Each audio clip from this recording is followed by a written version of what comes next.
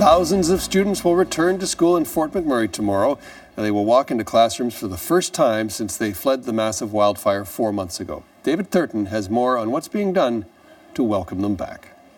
In total, 4 schools won't be opening in time for the first day of classes. That's because they're located in the wildfire disaster zones and they can't be cleaned in time for the first day of classes. The school behind me is Father Turcotte Catholic School, and it will be absorbing most of those students who have been displaced.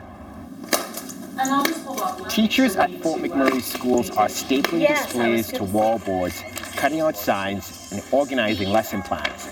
At Father Turcotte Catholic School, it'll be a first day like no other. Principal Laura Dennis.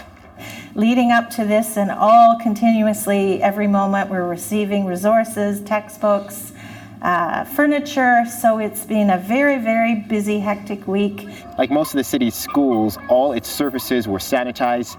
Books, paperwork, and posters that absorbed wildfire smoke were cleaned and in most cases dumped, all to meet strict health standards. Staff are also trained to provide mental health support.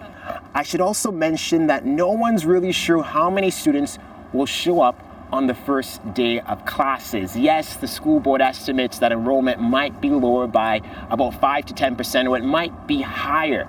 That's because the municipality doesn't really know how many families have actually returned here after the wildfire. So, the first couple of weeks of classes might be a good indication of whether the population of Fort McMurray has rebounded.